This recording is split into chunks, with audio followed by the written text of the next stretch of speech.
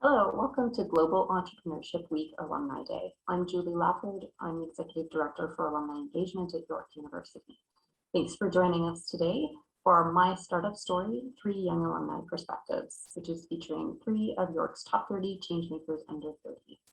Global Entrepreneurship Week is a global movement celebrating entrepreneurship in 180 countries with over 25,000 partners, 40,000 activities, and impacting 10 million people.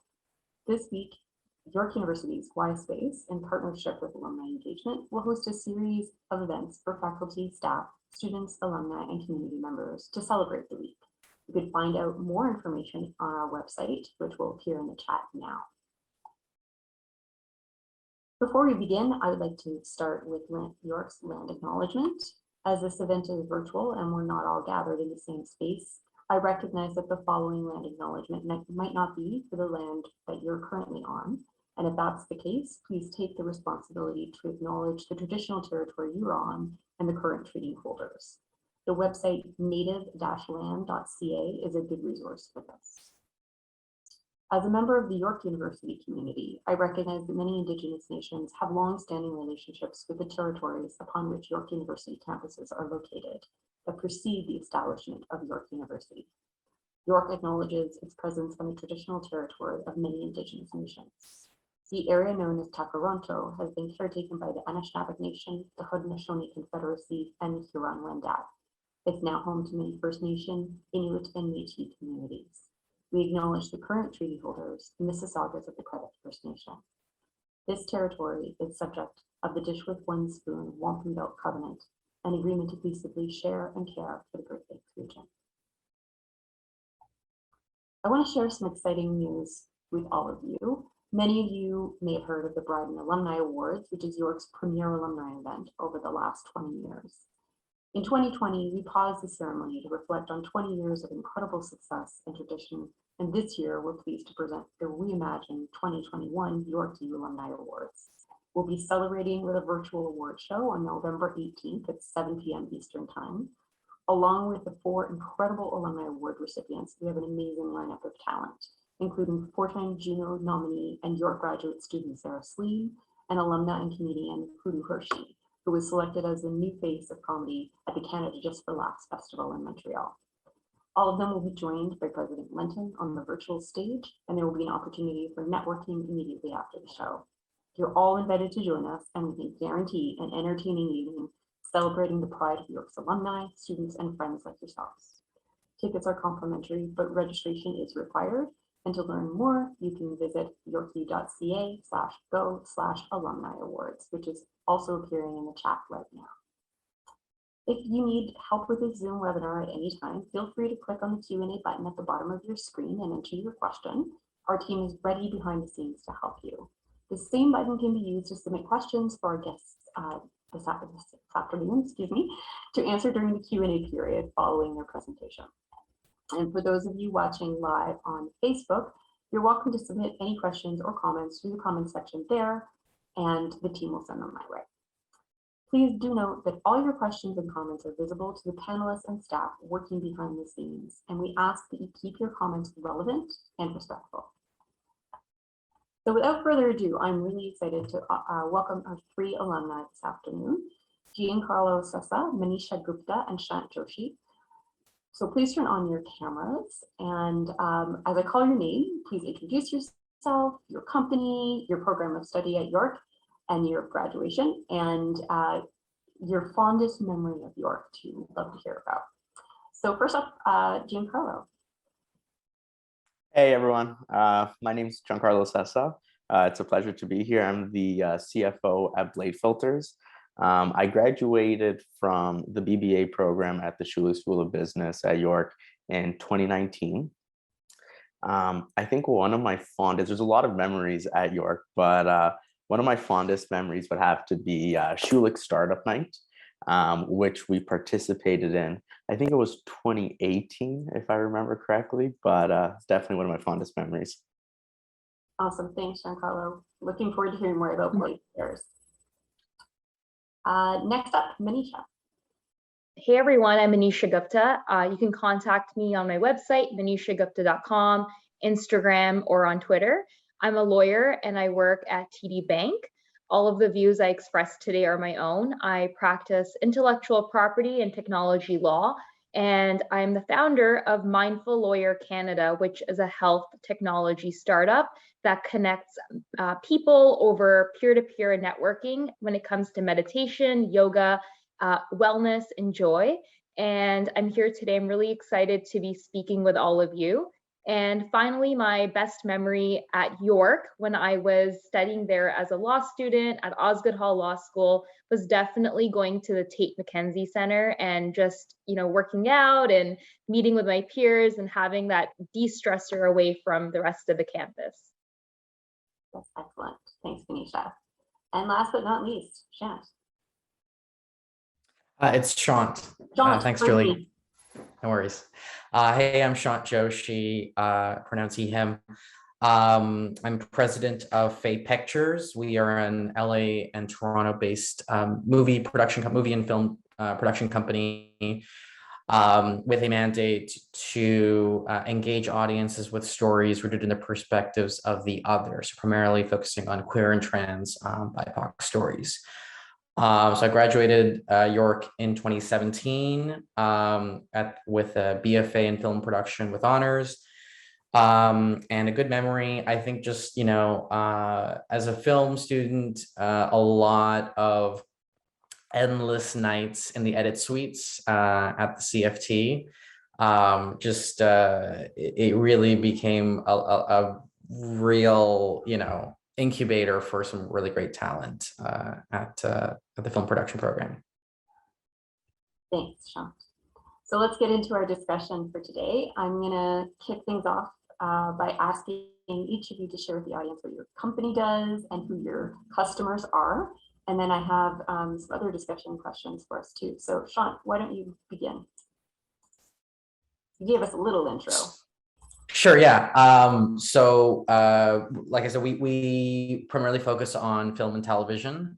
So we, start in short films and currently are working our way through feature films. We're about to launch a documentary with Chase Joint, who's another York alumni.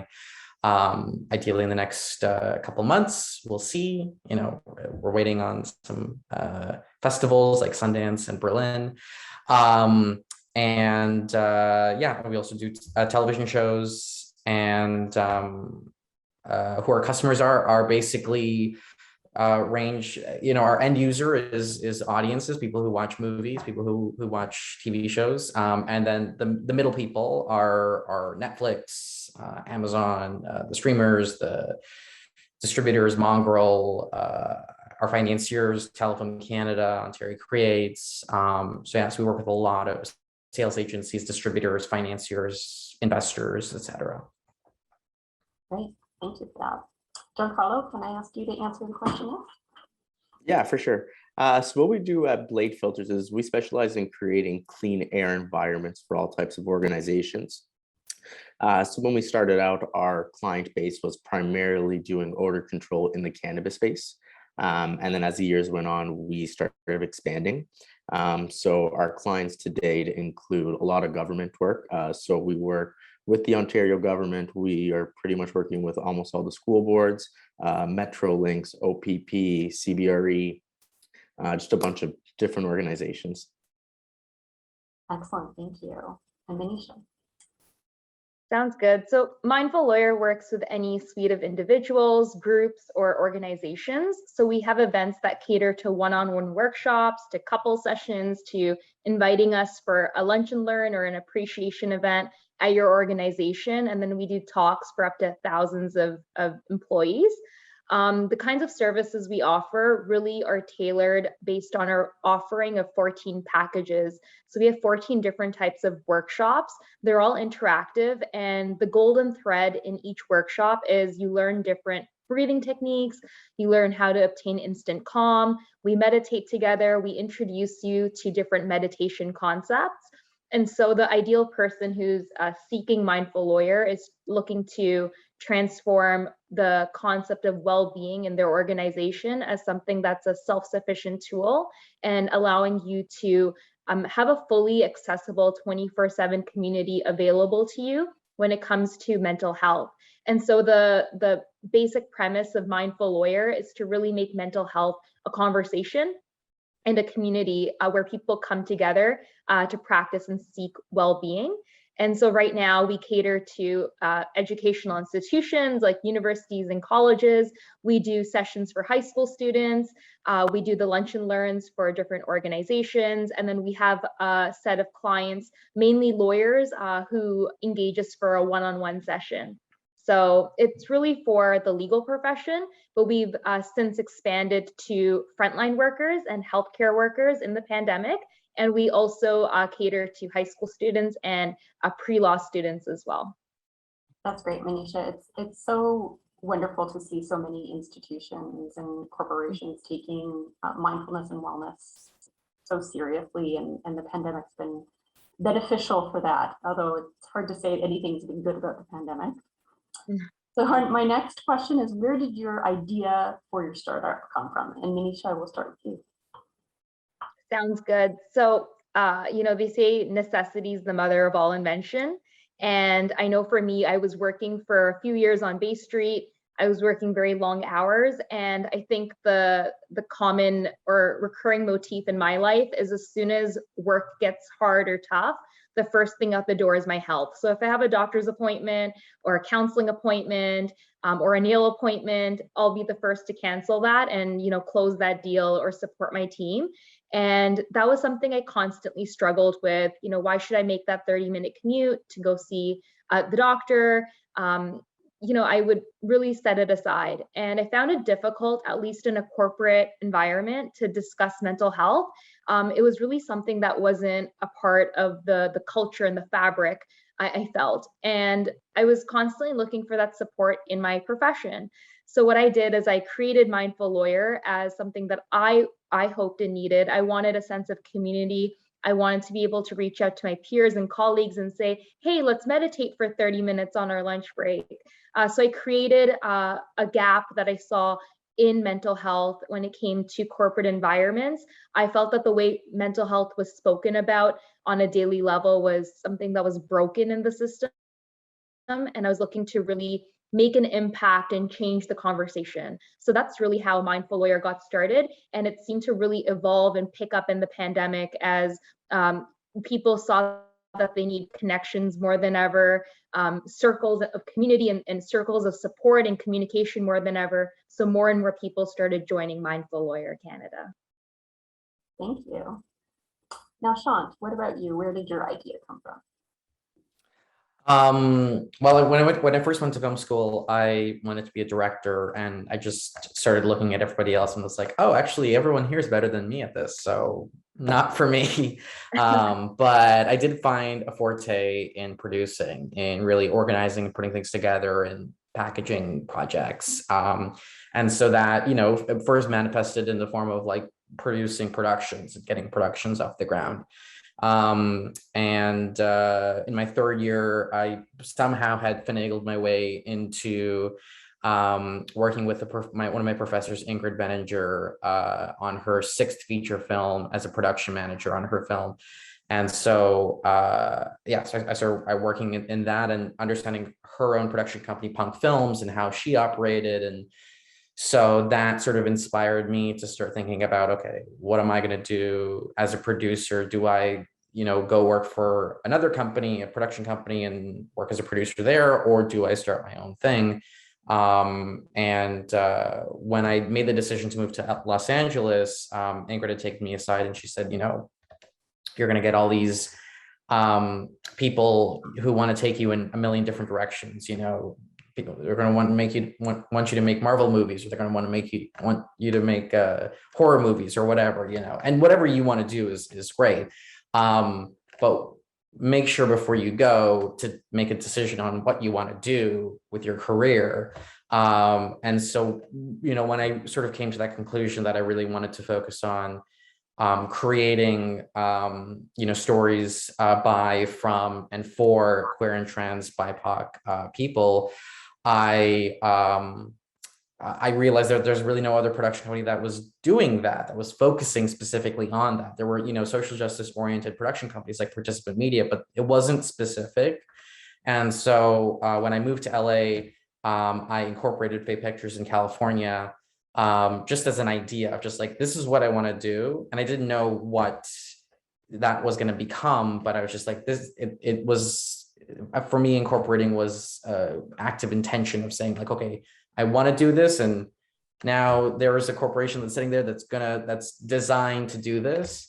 And now it's blossomed and grown into what it is today. Great story. Thank you. Giancarlo, you want to tell us about your idea for your startup?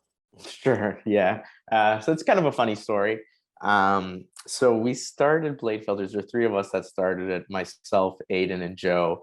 Aiden and I went to Schulich together, and Joe is a chemical engineer. So it started by Joe's love of growing tropical plants. So Joe, as he was studying engineering at Ryerson, to cope with the stress of it, he loved to grow tropical plants. And as we know, there's not enough light and heat in Canada to grow tropical plants year round. He had to find a solution for the winter. And what he did was he started looking, how can he do this? And he found that he had to buy something called a growth locker to grow his plants. And now looking online, he saw how expensive growth lockers were. Being a student at the time, he couldn't afford it. However, being an engineering student, he thought, you know what, I'm going to build it on my own. So that's exactly what he did. So he decided to build the growth locker. And he noticed as he was building it, one element of it, the carbon filter. And the carbon filter is used to remove the odors coming from the growth locker. And he saw this unit and he's like, wow, he's like, okay, I need to change this every year. One, that's very wasteful. Two, it's very expensive. And he thought to himself, he's like, if it's only the carbon in this filter that needs to be removed, there's got to be a way for me just to remove this, or there's got to be an insert that I can just change instead of replacing the entire thing and dumping it. So he was looking around to see if there was a solution. There wasn't. He asked his friends, who at the time were growing other types of tropical plants than he was, to see if there was a solution, and they said no. So he said, interesting. Okay. Light bulb went off, and he's like, you know what? I'm going to design a carbon filter with a replaceable carbon cartridge. He then brought the idea to Aiden and myself. We loved the idea, thought it was very good. We did a bunch of market research to see if it's something that people wanted, and turns out that it was. So through this new carbon filter that we designed, it has a replaceable carbon cartridge, saving about 30% in cost when you have to replace it. And you're taking a 100% wasteful process down to absolutely zero waste. And we kind of just hit the ground running. Obviously, odor control 2017, we started in the cannabis space because that's when it was getting legalized. It was the low-hanging fruit, so we went directly into that.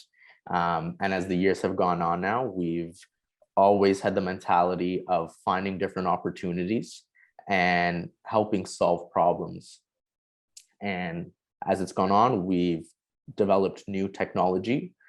We've brought on new different type of air quality tools to the company, and we've just kind of kept going. That's been the mentality since day one. Thank you for sharing that. So now I have a two-part question for the three of you. What were some of the challenges you faced as a young company? And was there a specific moment you can recall where you knew you made it? So I'll start with Manisha this time around. Sounds good. I think the biggest challenge was when I started telling people about Mindful Lawyer. Initially, for example, people who had supported me in my career, people who were mentors, they turned down the idea and they talked to me about all of its challenges. So that was a good learning point for me. In fact, in the first few months of Mindful Lawyer, even I didn't really believe in its success or its growth. I thought it was something that was needed because I had spent hours and hours looking for this type of peer-to-peer mental health service. But when I had socialized my idea initially, a lot of people said, I've been a litigation lawyer for 13 years and I've never needed this kind of thing, or I tried this idea, but it failed. And I was on a lot of calls where I was hearing that. So in the first 3 or 4 months of Mindful Lawyer, I just had a website up and I didn't market it. I didn't do anything with it. And I got a call from a good friend of mine, and he talked about a near-death event in his life, a COVID-related death, and a spider bite, which led to him being in the ICU, and said, Isha, if you're going to do something and live today, how would you want to live your day? And I realized how important mental health awareness and how passionate I was about helping people live better lives, fully lived lives. And it was really then when he had that conversation with me about his near-death experiences with COVID and the spider bite, that I realized that it's really important to live every day that we're given, and how precious of a gift it is really hit home for me. And since then, I took all of those challenges and those negative comments and rejections, and I said, I'm going to choose to believe in my vision, and I'm going to help make this come alive. And I started developing the workshops. I got a call to present about Mindful Lawyer, and it had such a positive energy in terms of feedback and in terms of the impact it made on people. People started reaching out to me, and that became a positive momentum for me to keep building the services. It kept catching on like a wildfire in the pandemic. So that's really how I overcame those early stage challenges. And sorry, I missed the second part of your question. So if you could repeat it for me. Of course. Was there a specific moment when you knew you made it, that you were successful in your business? I think I'm still waiting for that moment. And in every aspect of my life, I never really get to that place where I'm comfortable.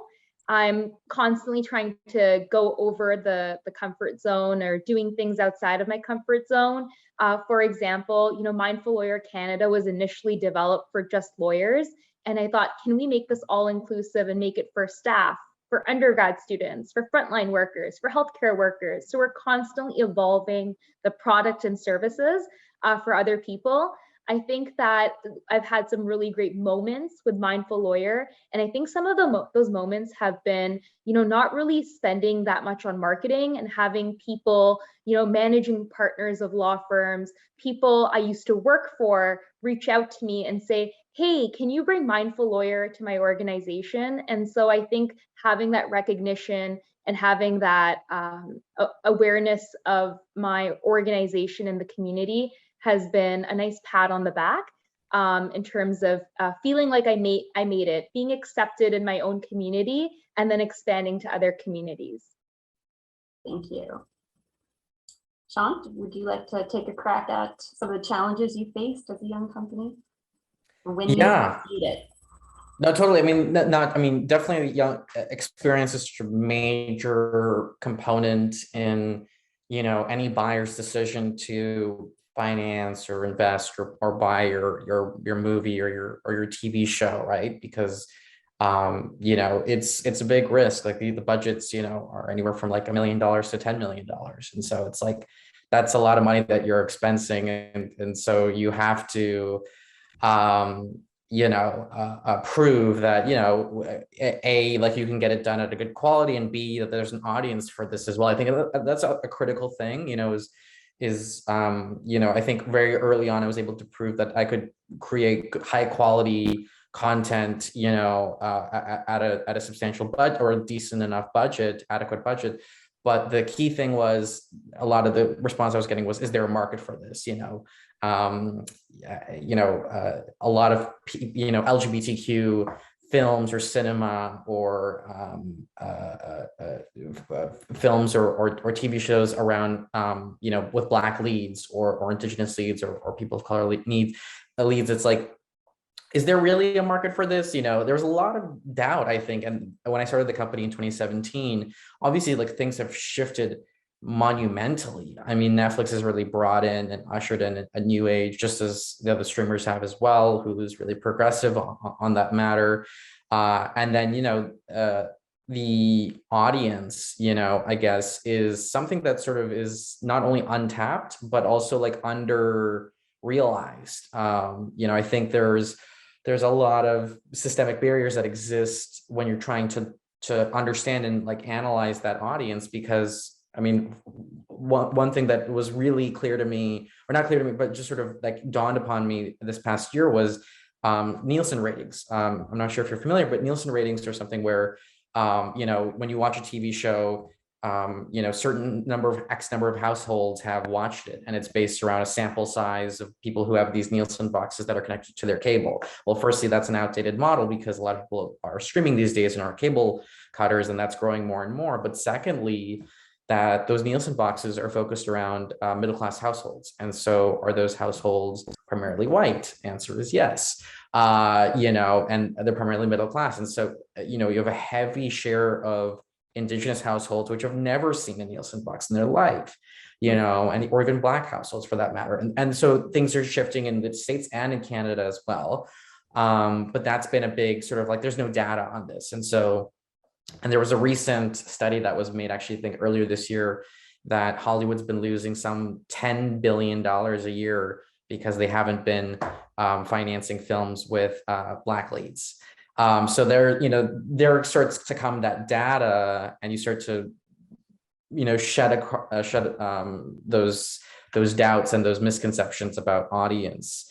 So we're seeing some growth. It's not immediate per se, but I think especially another key thing is that as a new generation, I'm a millennial. I'm just like at the edge of millennial and Gen Z, but there's a new generation that's coming around, Gen Z, which are going to be the new consumers, the new audiences, and a lot of them, very much are not, they don't subscribe to binary definitions of gender, and a lot of them are very gender fluid or sexually fluid. And so the LGBTQ community, which was once thought as like 10% of the population, is now growing, because not only are people coming out, but also people are coming in a sense, and coming into that community.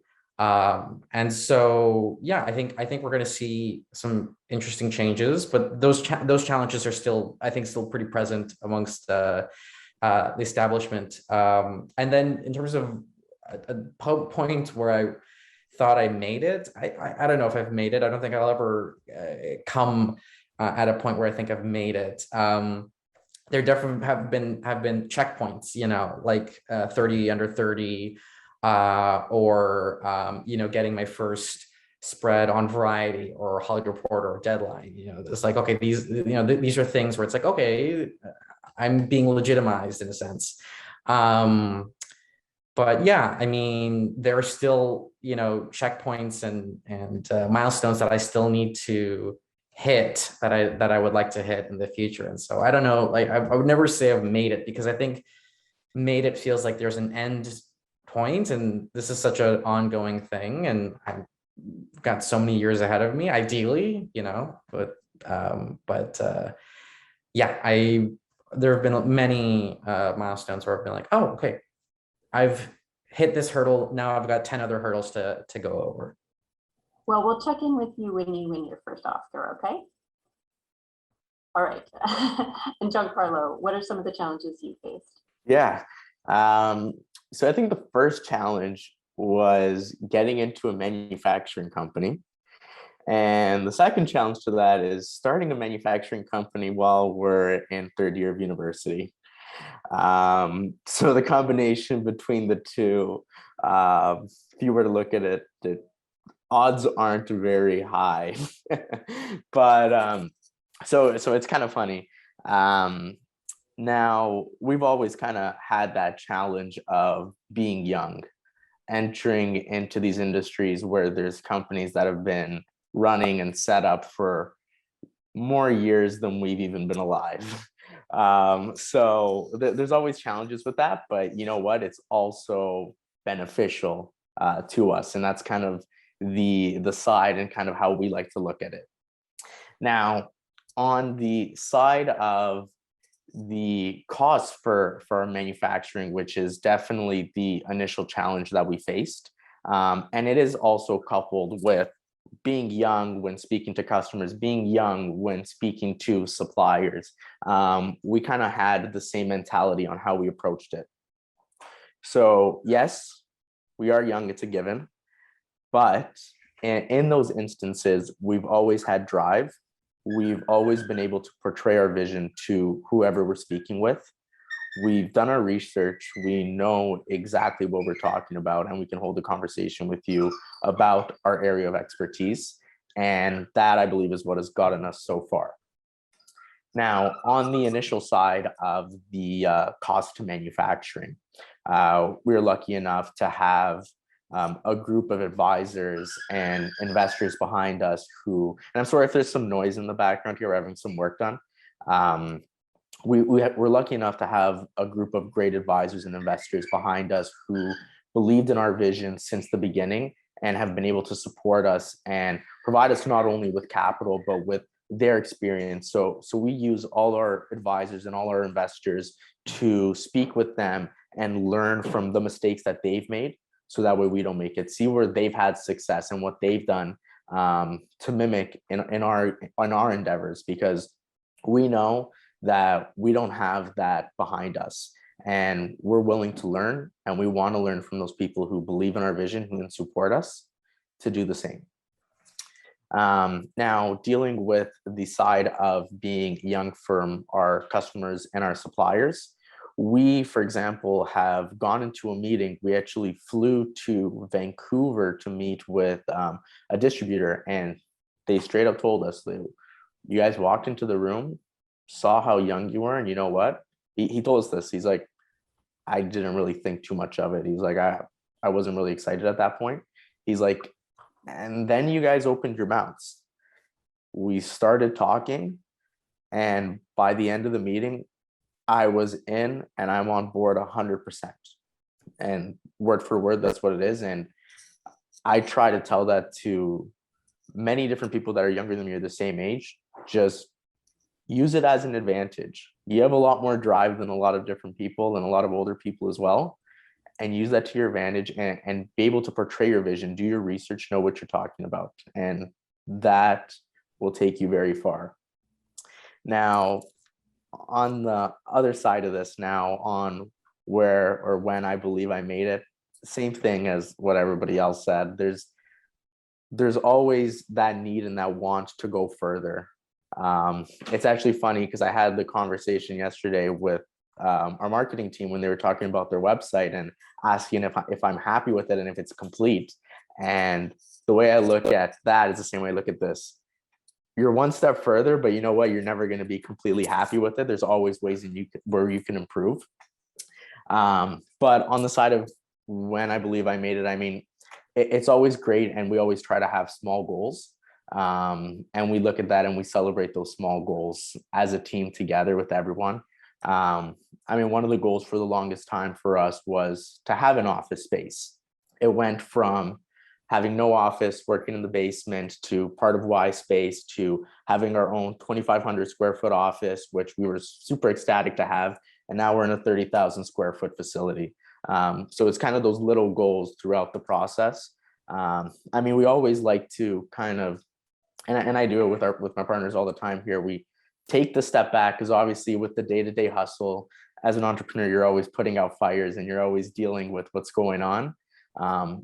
But it's important to kind of always take that step back and just see and enjoy and embrace what's going on a day-to-day basis. I know with us in particularly, just looking at it and seeing who we're working with publicly traded companies where they're coming to us for advice and to almost consult on what's going on, working with the government and just having conversation with them and them trusting us, who, yes, we're young, but we're able to, we know what we're talking about in our field, and having them come to us and say, we trust you guys, what should we do here? those are the small goals that we like to celebrate, and we look back on, and it's just amazing, a great feeling. Excellent, thank you. So I want to get to audience Q&A soon, but before I do that, I have another question for the three of you. And for those of you in the audience, feel free to enter your questions in the Q&A at the bottom of your screen. So Giancarlo, Manisha, Shant, each of you were selected as one of York University's top 30 Changemakers Under 30, our inaugural top 30. And I think to those in the audience, it'll be clear by now why you were selected. But tell us, what does this recognition mean to you? And I'll start with Shant. What does this recognition mean to me? I mean, I've spoken with the alumni team at York. For me, my experience has been, I had a great time at York.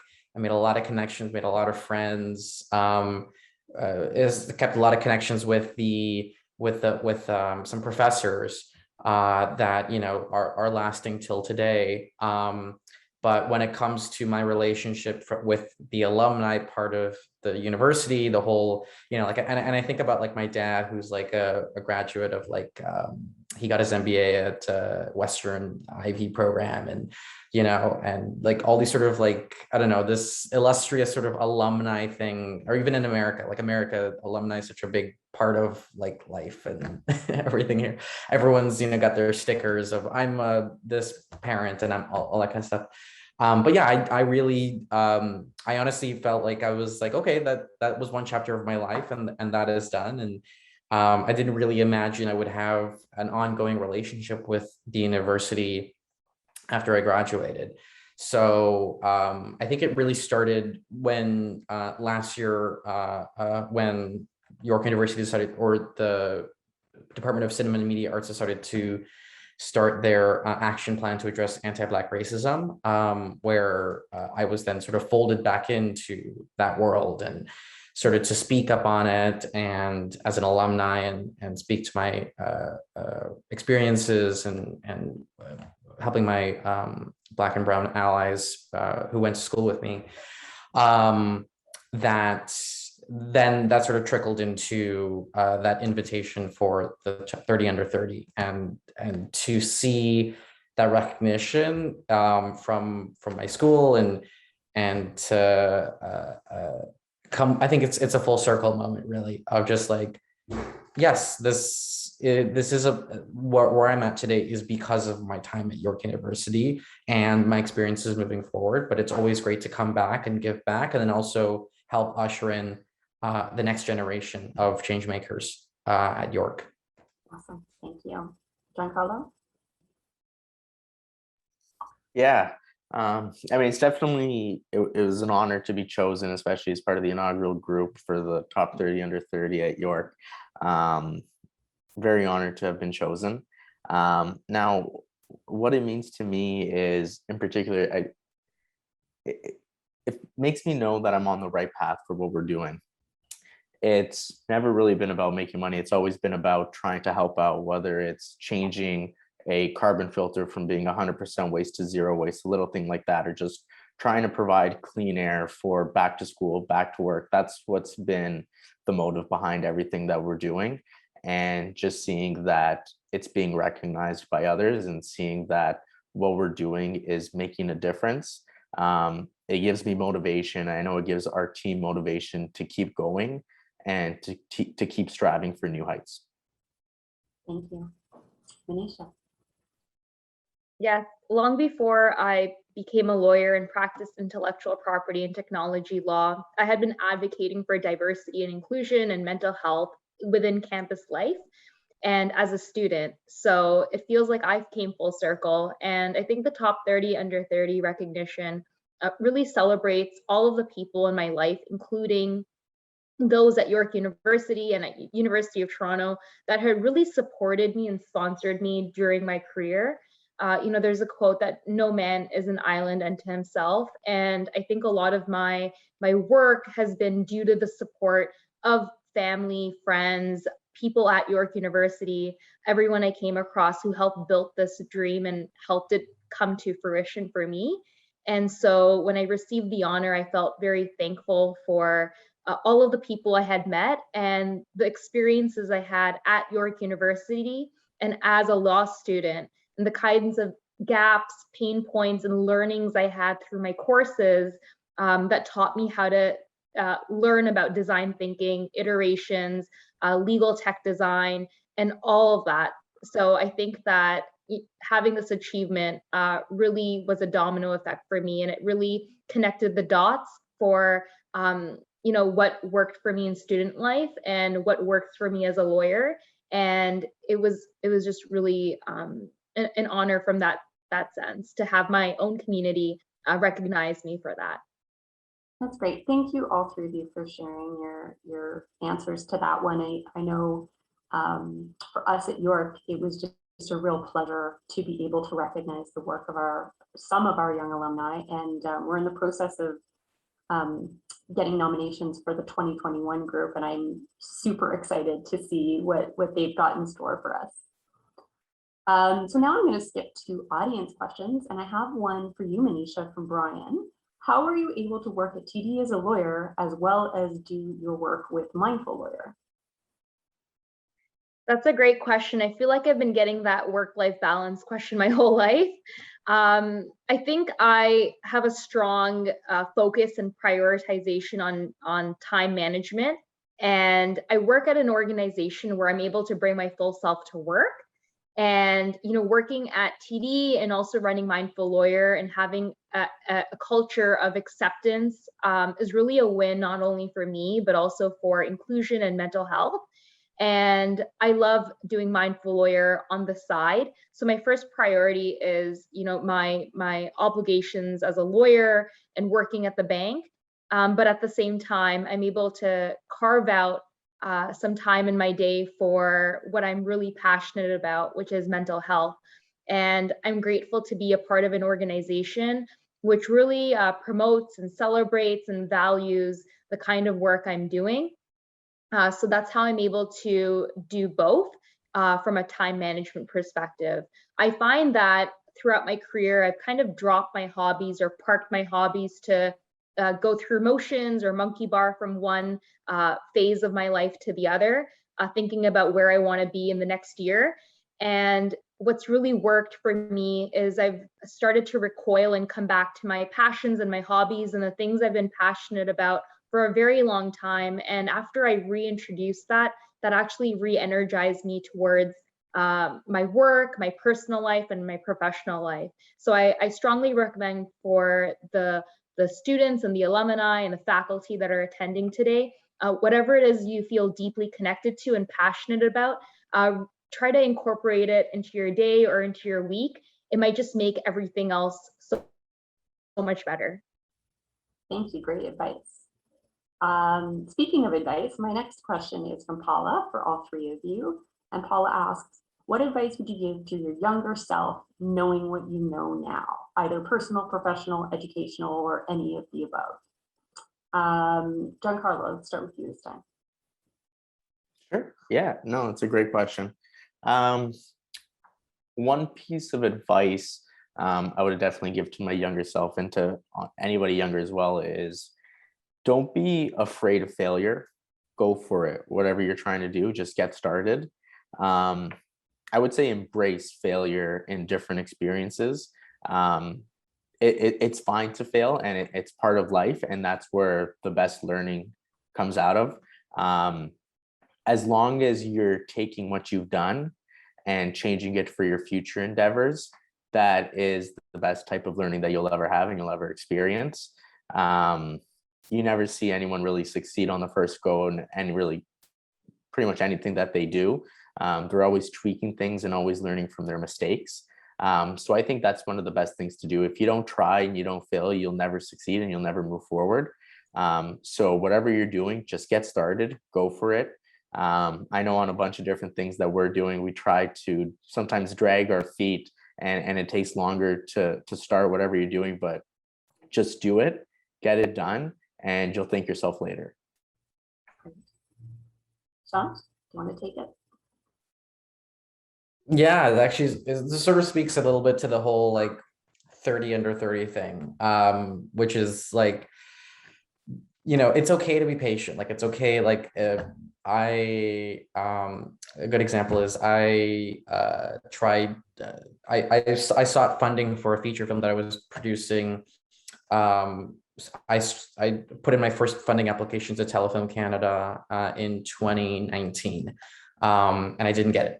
And then I applied in 2020 and I didn't get it. And this year I got it. So, kudos. But I think during that time where I was like, this needs to happen now. It needs to happen right away. It needs to happen before I'm this age or whatever. All that kind of stuff is like, it'll happen when it happens, just trust that you're doing good work. And if you feel like you're not doing great work, like take a step back, be patient about it, be measured about it, and be strategic about it, because sometimes you can't take a step multiple times. And so if you want to take that step, you got to take it at the right time. And so I think patience is something that I would love to tell myself, my younger self, and give myself that opportunity to really just experience and enjoy what I'm doing, as opposed to hoping to get that end result. Because now that I've hit that end result, I'm like, okay, great. You get those endorphins, and then it's just like, and then it passes, and then you got the next thing to look up to. And what I know now is basically that is every milestone I hit is not going to suddenly be this huge ephemeral experience. It's going to be, I'm going to hit it, I'm going to enjoy it, and then I'm going to move on to the next thing. And so, yeah, there's never going to be that big point where you're like, okay, now I've made it, for example. Okay. Anisha, what advice do you have for your younger self? I think I have two quick pieces of advice for my younger self. Unlike Giancarlo and his startup story, mine was, an entrepreneurial, very individual journey with my blinders on, and being in a room alone at night by myself, trying to figure out how I was going to solve this mental health crisis, which I'm still trying to do. And so if I were to give advice to my younger self, when I was going through my undergrad and then my graduate degree and my doctorate degree, what I would do is I would have connected with my peers and really try to learn who they were outside of the classroom, and connected with them outside of the classroom. Because as you're watching us here today, you may not know that a lot of the people in your network are people who are your friends and your past colleagues and your past classmates. So it's really important that as you go through this journey of education, also remember to reconnect with the people around you, and use this angle to really get to know them, because you never know at the end of the day who you connect with after, and how valuable that network is to you. And it goes back to my advice about community and connection. I really wish I spent time honing and fostering those relationships back in my undergrad, because a lot of the people who support me today are my classmates. They're alumni of York, and people at York University, the Alumni Engagement Office at university. So really spend time cultivating those relationships early on. My second piece of advice to my younger self would be, really do the mental work and the inner work. I often found that when I was in my undergrad or when I was in law school, I would, immediately look to social media, or I would want to go and find something to do on a Friday night. And I think it's really important to, do things you love, focus on your health, and then your relationships and everything else in life kind of falls after. So I think we're very quick to look outside us, and it's important to spend time looking inward. And I hope during the pandemic, everyone had some time to reflect and look inward. So those would be my two pieces of advice for myself. Thank you for the plug, and thank you for the great advice that I think would apply to anyone, not just entrepreneurs. Thanks, Manisha. So time for one last audience question, and it's from David, who asks, has mentorship played a big role in helping each of you get to where you are now? And if so, how do you identify or get mentors? So Giancarlo, we'll start with you. Sure. Yeah. It actually kind of links back to what Manisha just said about networking. So in our company and just through everything that we've done, mentorship has been huge. So with us, when we started our first raise, it was never just about bringing in money. It was bringing in strategic partners into the company. We wanted people part of our team that had things that we lacked. So the experience, many different factors. So for example, when we were raising money and we were building an advisory team as well, who we're very close with and we appreciate tremendously, we have past entrepreneurs. We have individuals who were in the manufacturing space. We have individuals who are engineers, basically kind of providing us with a full broad base of experience and industry knowledge that we didn't have. So what we like to do is with our advisors, we like to connect with them, some of them on a weekly, some of them on a daily, some of them on a monthly basis. But we always want to be connected with and always have meetings with all of them. Obviously, some of them are more active in the company. One in particular, we actually met through Schulich, who was actually part of the Schulich School of Business in the first year that it started.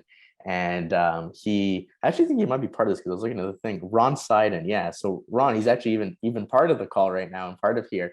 He's one of our advisors and he works with us day in and day out. And we have nothing but great things to say about Ron. And he's been a vital asset to our team. And just him even being on here shows how supportive that all our advisors are and how much they believe in us and what we're doing as well. So mentorship is huge. And the only way to really build these mentors and get these members is through networking. So you always want to go to different networking events. You always want to be open-minded. You always want to try to learn from people because there's always something you can learn, and every day you should be trying to seek something new. Thank you. Manisha, what about you? Has mentorship played a big role for you? Mentorship has been huge for me because there have been a lot of rejections and failures along the way. And a mentor is really someone who gives you that positive upliftment and that encouragement or direction in the right way, or they give you perspective and help give you feedback, or they're a sounding board. I think for me, in order to find a mentor, it's really important for you to have a career ownership and abundance personality and have that mindset where you start with yourself and start with what are my core values, what are things I feel deeply connected to, and take out an Excel sheet or a Word document and write down what are the things I've done in these 6 months to get there that can further me towards my passions or where I want to go in the next year in a tangible way. It might be doing a course, it might be attending an event, it might be volunteering for Shant. It might be something that you do to go out of your way to get one step closer to your goals. And every 6 months, add a calendar invite to yourself, invite yourself to a meeting, set that time aside where you reevaluate every 6 months, whether you've grown, and then what are you going to do in the next 6 months, the 3 things you're going to do to develop yourself in terms of your credibility, in terms of engaging with resources, attending networking events.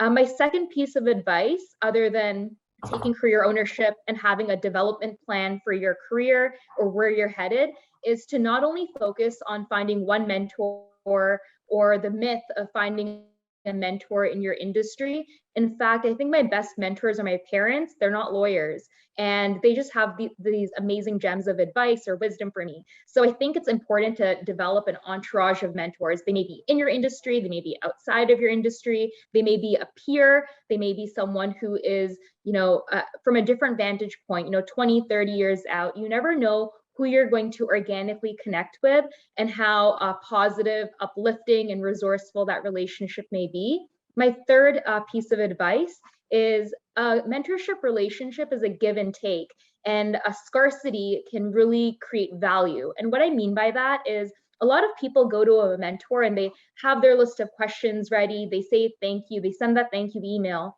But when you're seeking a mentor, also really reflect on what you can do for your mentor. And you want to build up your personal brand and your professional brand by being someone who gives back to the community and also to those who help you. So when you're seeking and engaging a mentor, always ask, thank you so much for helping me helping me with this advice. I'm so indebted. Is there anything I can do for you? Do you have a presentation coming up, a speaking event coming up?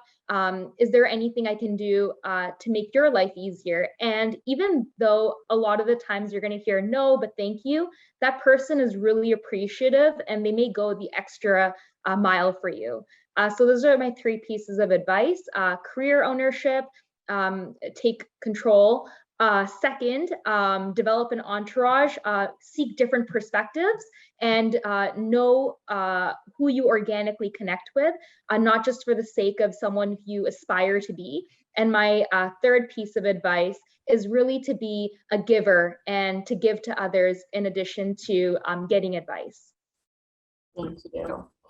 And I'm going to give the last word to Shant. Tell us about the role of mentorship in your career.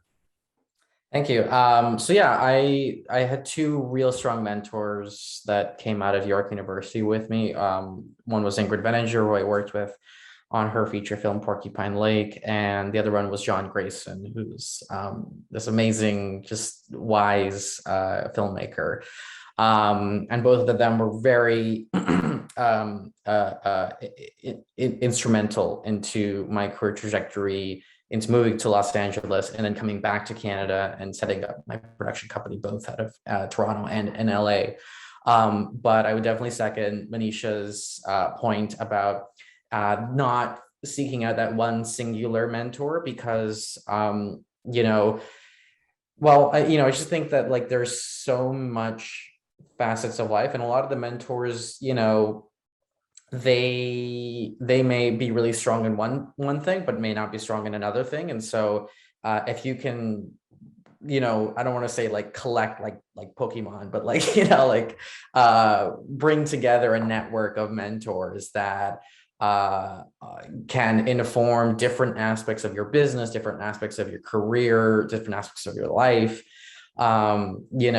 That's super great. And I think really the best mentorships that I've had have been the ones that have been, that have developed organically into personal relationships where, I'm remembering this one time where I was on set on this movie that we were shooting in Toronto, and we were, I was up in the balcony. It was, middle of COVID. So everyone was trying to be spread out and outdoors and all that kind of fun stuff and masks and everything. And I jump on the call with one of my executive producers on another project, who's also like one of my mentors. And we go on for like an hour talking about politics and Biden and this and that. And just like, it's nothing to do with our careers, nothing, just like having a conversation with someone who really gets you and really believes in you, and you're just having a friendly conversation that then comes back to you and is like, yeah, like this person is someone I want to have a conversation with. This is someone I want to be friends with. That can really come full circle in terms of opportunities, in terms of insights, in terms of because everyone, there's certain things that you want to hold back. Like there's certain things that just sort of like, corporate secrets or whatever that, just sort of like confidential information that suddenly you can but just sort of like get at, because you have that relationship where you have that level of trust, and building that trust is super important, and not compromising the trust is even more important, I think, in building those mentorship relationships. But yeah, definitely like multifaceted. I've got tons of mentors, one in South Africa, one in Toronto, one in New York. It's just sort of like different parts of the business that I love to learn more about from them, and I very reciprocal as well. Anytime they need any help from me, I'm there at a phone call. Awesome. Thank you again to all 3 of you. Really appreciate your time, your thoughtfulness, some really great knowledge, insight, and advice that you shared today. Unfortunately, we are actually almost at 1 o'clock. That's how good the discussion was. So we don't have time for any more questions. But I just want to, again, thank you very much and wish you all the best in your careers. I really look forward to seeing what's next for each of you. And don't forget about us. Send me an email and tell me what all your success has been, okay? Thanks again. Thank you. And before we say goodbye to you in the audience, thank you for taking the time to join us today. This session will be posted on our YouTube page if you want to rewatch it or share it with family and friends. And I hope you'll join us back here again this evening at 6. We have a special keynote chat, My Startup Story, Journey to a Multi-million-dollar Player in the Medical Aesthetics Field. And that is featuring alumnus Ariel Koshvin, who's the founder of Prolinium Medical Technologies. And at the same event tonight, 3 YSpace companies will also be rapid pitching their concepts to him for feedback. So it should be a lot of fun. If you haven't registered for it yet, check out yorku.ca/alumni and friends. Thank you again for being here and be well. Thanks.